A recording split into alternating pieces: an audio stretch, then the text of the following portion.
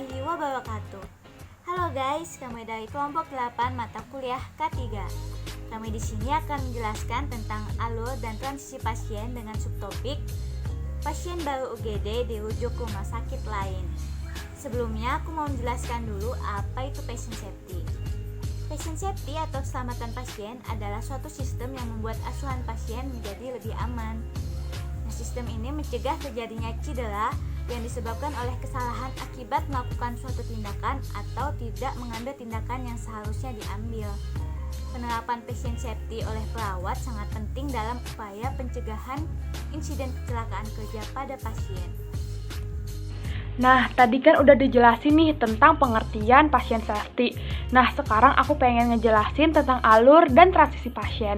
Sebelum itu, kita harus tahu dulu pengertian transisi, bukan? Nah, transisi itu merupakan kondisi di mana individu mengalami perubahan dari suatu fase perkembangan kehidupan, status maupun lingkungan ke kondisi lain.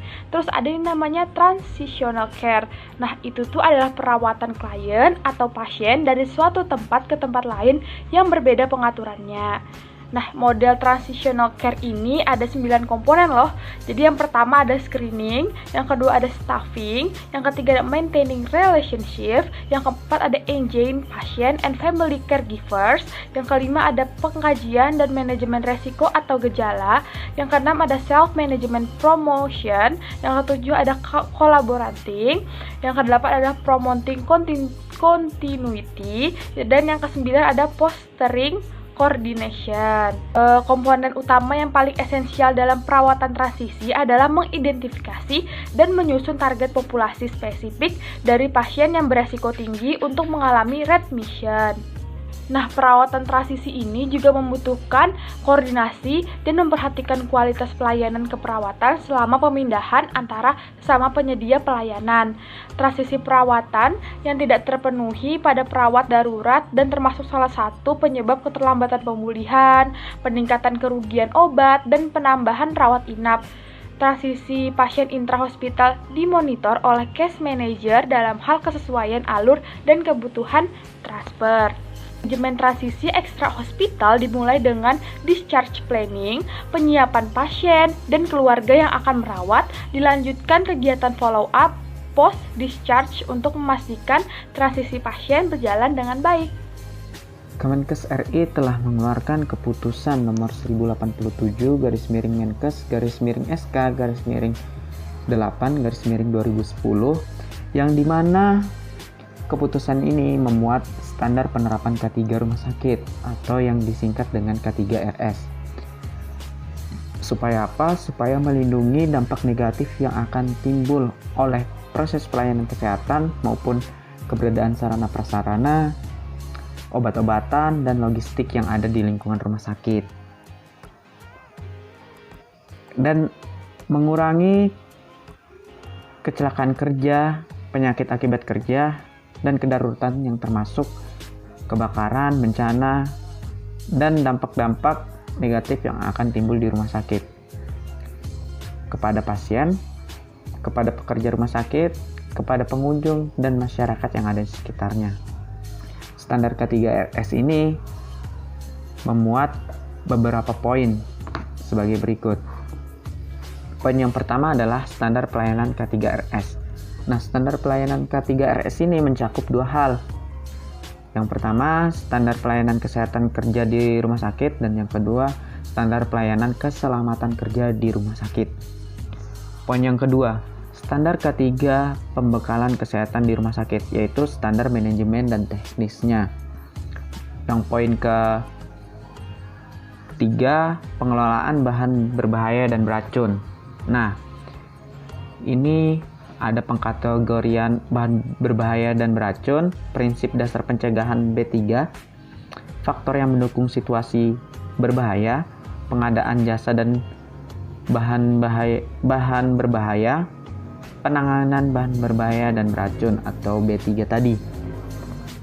Yang keempat adalah standar sumber daya manusia K3RS. Nah, mencakup kriteria tenaga K3, program pendidikan, serta pelatihan dan pengamanan SDM K3. Poin yang kelima adalah pembinaan, pengawasan, pencatatan, dan pelaporan.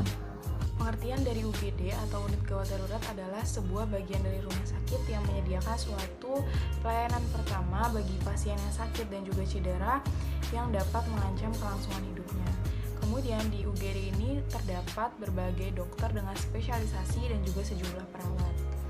IGD atau instalasi gawat darurat adalah sebuah instalasi di rumah sakit yang memberikan penanganan awal bagi pasien dengan ancaman kecacatan dan juga kematian.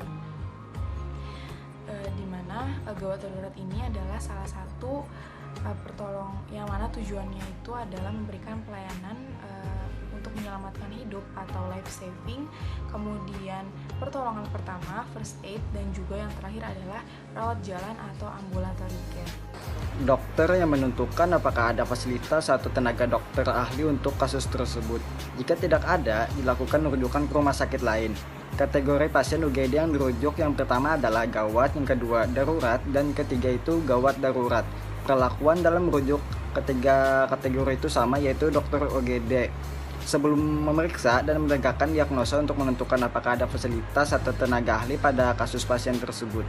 Kemudian apabila tidak ada fasilitas atau tenaga ahli untuk kasus tersebut akan dilakukan rujukan ke luar rumah sakit. Terus apa kalian sudah tahu bagaimana prosedur tentang pasien gawat darurat yang dirujuk? Nah, prosedurnya yaitu A. Dokter UGD memeriksa pasien dan menegakkan diagnosis. B. Dokter menentukan apakah ada fasilitas atau tenaga dokter ahli khusus. Jika tidak ada, dilakukan rujukan ke rumah sakit lain. C. Rujukan ke rumah sakit lain dilakukan jika keadaan pasien sudah stabil.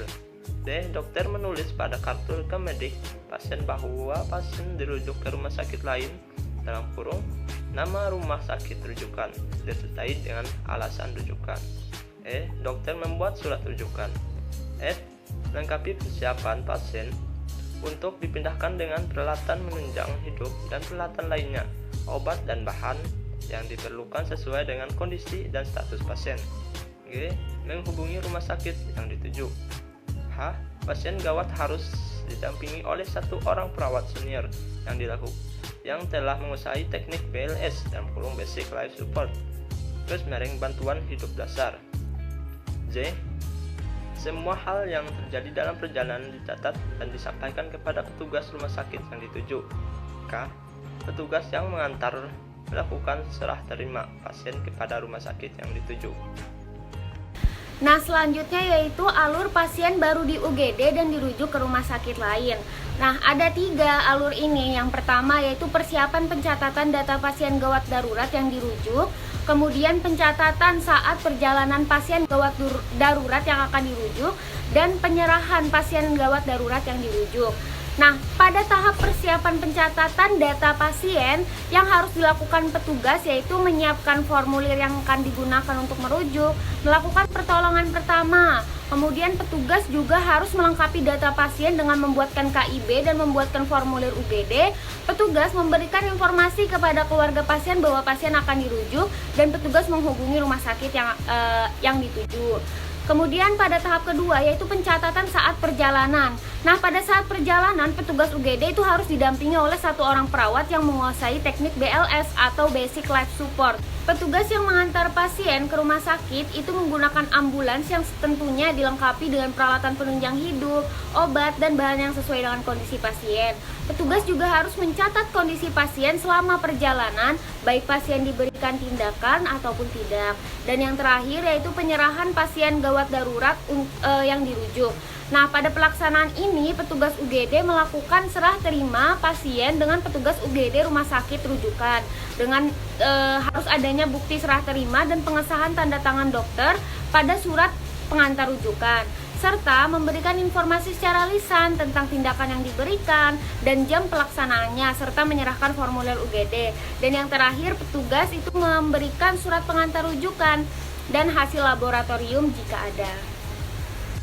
Keselamatan pasien itu sangat penting untuk kita, di mana kita mengetahui suatu sistem di mana rumah sakit membuat asuhan pasien lebih aman, mencegah terjadinya cedera yang disebabkan oleh kesalahan akibat melaksanakan suatu tindakan atau tidak mengambil tindakan yang tidak seharusnya diambil. Baik teman-teman, itu tadi penjelasan dari kami tentang alur dan transisi pasien dengan subtopik pasien baru rujuk ke rumah sakit lain. Semoga penjelasan tadi mudah kalian pahami. Salah hilapnya mohon maaf. Wassalamualaikum warahmatullahi wabarakatuh.